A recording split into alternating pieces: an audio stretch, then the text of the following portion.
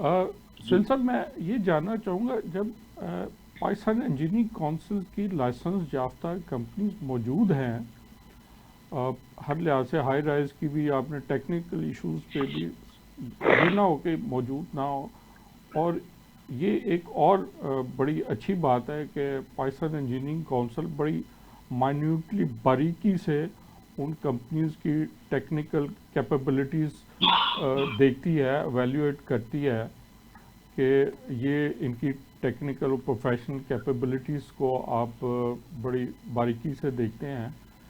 ایسی کمپنیز موجود ہیں، تو اس کے باوجود غیر لائسنس یافتہ کمپنیوں سے یہ اتنے بڑے بڑے اربوں کے پروجیکٹس اور جن سے پبلک منی ایٹ اسٹیک، یہ کروانے کا کیا مقصد کیا ہے؟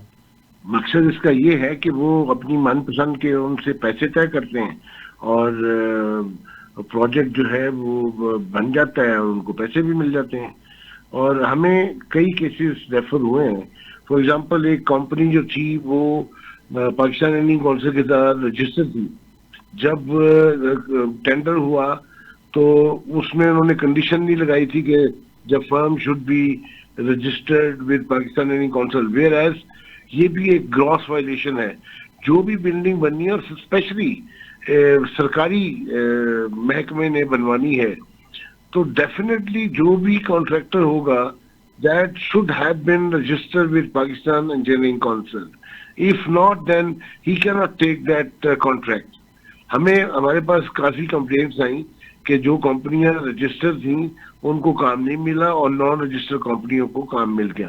ان کی کمپلینٹس آئیں، ہم نے محکمے کو لکھا، ہم نے اس کمپنی کو لکھا اور ان کو امیڈیٹلی کہا کہ جی آپ یہ کام نہیں کر سکتے، اور اگر آپ کریں گے تو آپ کو امپریزنمنٹ بھی ہو سکتی ہے اور آپ کو پینلٹی بھی پڑ سکتی ہے. اور سب سے بڑی بات، جو محکمے ان کو کام دیتے ہیں اور وہ سرکاری محکمے ہیں، وہ اس سے بھی زیادہ جو ہے نا زیادتی کر رہے ہیں.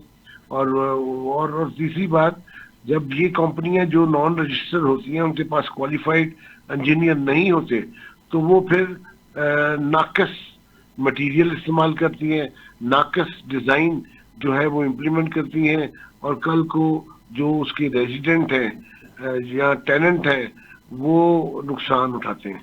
تو یہ بڑی پرابلم ہے. تو جب بھی کوئی ہمیں کمپلینٹ آتی ہے دین وی ٹیک اپ دا ایکشن.